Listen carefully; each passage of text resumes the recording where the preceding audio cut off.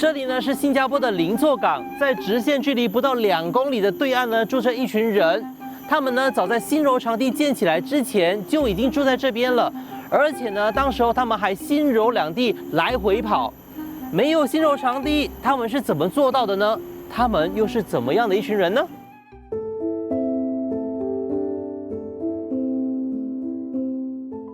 Itu saya punya nenek moyang saya duduk dalam sampan punya. Cari makan dalam sampan, beranak dalam sampan. Tanya acuh sekali dia senang lah, berak pun dalam sampan. Tepi saya.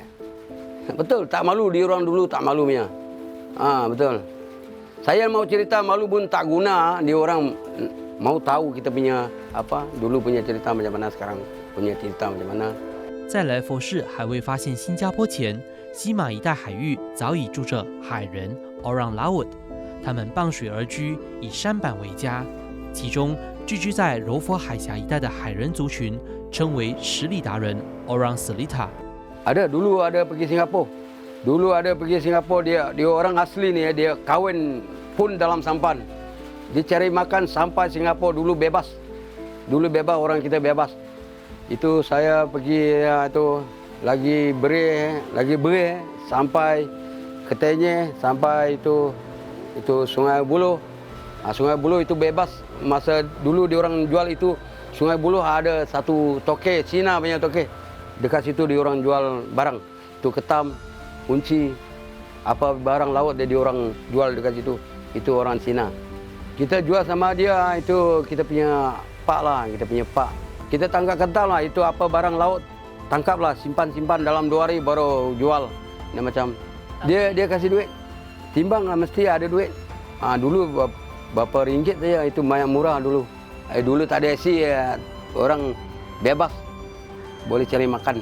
Sekarang ada AC tak boleh masuk lagi, tak boleh pergi. Tapi tengok itu pandangan mata itu apa dia orang cakap apa, tinggal kenangan tu. Dia orang tengok, kita tengoklah. Tinggal kenangan itu tempat juga.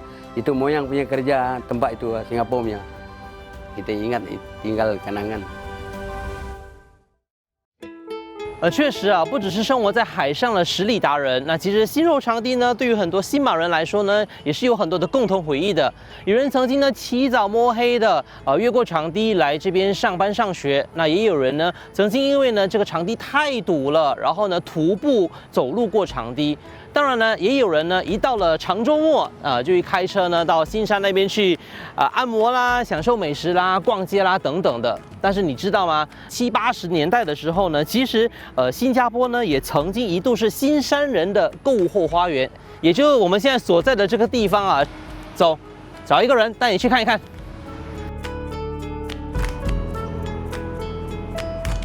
以前在1980年代的时候，这一片青草地都是乌伦旧的中心，然后旧的嘎山就在这边，所以早期这边很热闹，因为很多马来西亚客、新加坡的住附近的都是同时在这边购买东西。旧雾兰中心建于1972年，由于紧靠新柔长堤，所以也曾是最靠近新山的边境小镇。 那时我姐夫的店他们是开水果店的，我记得我在中学生1983年的时代，有时候去帮他，哇，真的生意太好了。有时候他的水果啊，什么丢下去，我记得有一次全部卖到完，整个店都空的那个水果，等第二趟的那个水果车来，就好像过年。所以有时候你说水果不美，可是全部真的卖到一粒不剩。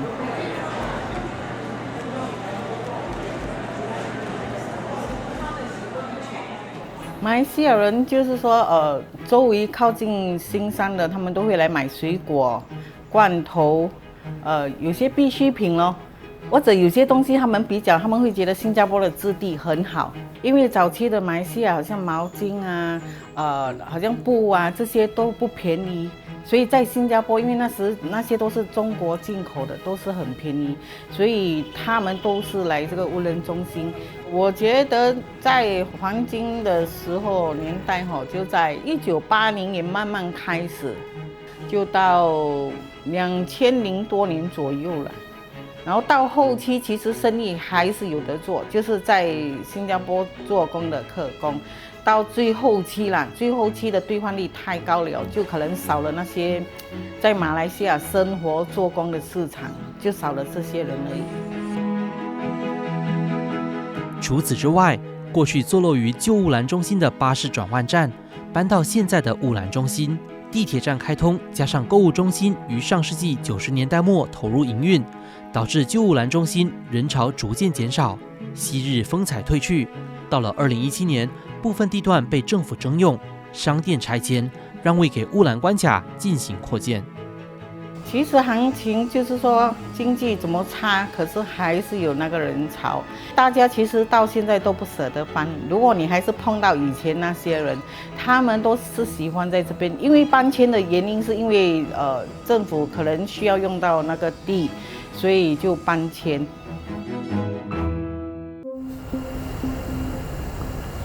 其实说起回忆啊，新加坡就曾经发生过一起大事，是跟新肉场地有一点关系的。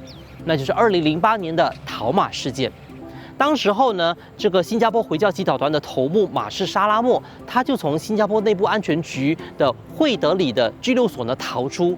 哇，全岛当时候是进行大搜捕的。这之后呢，才从他的口中得知，他当时候呢就是用游泳的方式呢，穿越了我现在所在的位置前面的这个柔佛的蒂布劳海峡，然后到对岸位于新山的新甘光苏朗拉文上岸的。但重点就是呢，当时我们并不知道说他会用什么样的方式潜逃出新加坡，所以陆路关卡包括了新柔长堤，这个大使关卡呢，当时候是全面戒备。然后呢，这个你想想一下，新柔长堤本身平时已经很塞车了，但再加上全面的检查的一个情况下呢，当时候有车龙一度回堵到8公里以外。当然，首当其冲受影响的呢，就是关卡人员。I remember that I was at home and we were told to report to the checkpoint as soon as possible, and then they were talking about this Mas Salamat and the fugitive. When I was on the way to the checkpoint, I already started Googling about this person and what happened. I think it was during the escape of Mas Salamat, the Singapore fugitive. We had instantly stepped up our security checks at the checkpoint, and it was 24/7 and it lasted for several months or nearly a year.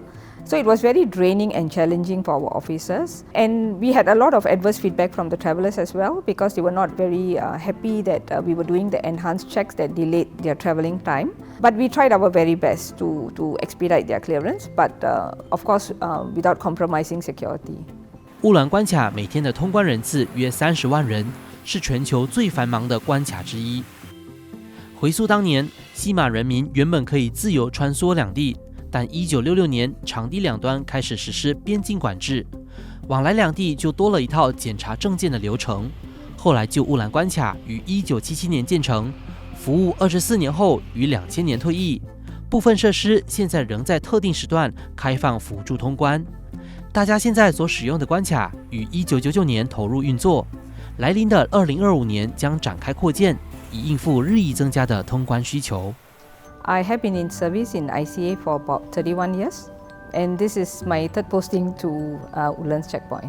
When you say that you're ICA officer at the checkpoint, the first thing they said is like, do you chop passport?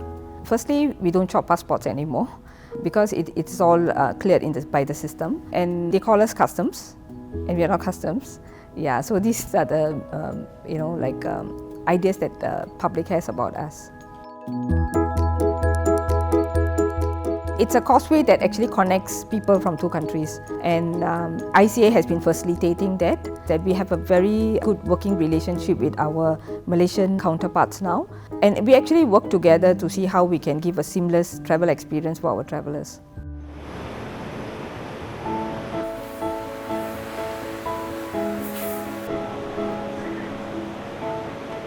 曾经搭巴士或火车过关卡的你呢，对于这个地方应该相当的熟悉。加上接着下来呢，新柔地铁的开通，让原本呢就来往频密的新柔居民呢，将会是更加的方便，然后呢亲上加亲了。因为这个交通的便利呢，还有这个汇率的优势，有一个行业呢是随之蓬勃。他们平时没有工作的时候呢，是在马来西亚的家里呢等着电话，那一通电话呢，他们就可以越过长堤来到新加坡开工。你们能猜到那是什么行业吗？我姓冯，名叫一莲我从事月嫂的行业，这行业呢已经有10年了。COVID 的时候我就逗留在这边差不多3年。那时候要关的时候，很多月嫂都赶着回去。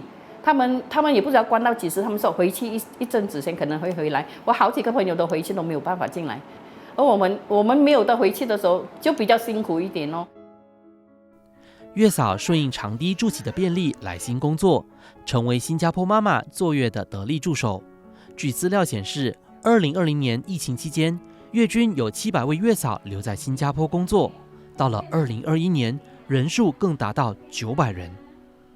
这个 COVID 也是救到我了，这个 COVID， 因为这个 COVID 的时候，我本来打算要回去，我不逗留在新加坡，因为家人全部在那边嘛。我儿子就跟我说：“妈咪，我要读大学。”我说我真的是供不到你。而一个 COVID 来的时候，我讲，我不如在这边工作，我每个月我都工作，我就有那笔钱嘛。孩子刚回来的时候，1个月，要他们照顾1个月，我会比较放心。出了什么状况，我觉得还有阿姨在。身体上我还是会请月嫂因为我觉得身体康复最重要。你刚生完了孩子，我觉得对女人的身体是蛮大的伤害的，所以要好好休息。然后那时候一进来的时候就很真的是遇到贵人，大家都很好，对我都很好。一路来我就很喜欢小孩子的，就很喜欢看到他们一天一天的长大自己多辛苦都好，都感觉哇，真的是那个成就感真的是很好。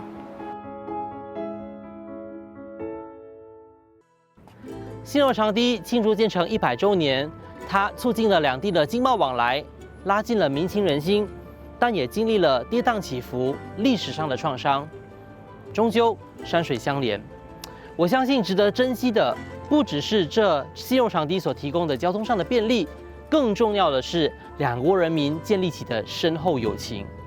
这1公里的连接，让我们继续守护。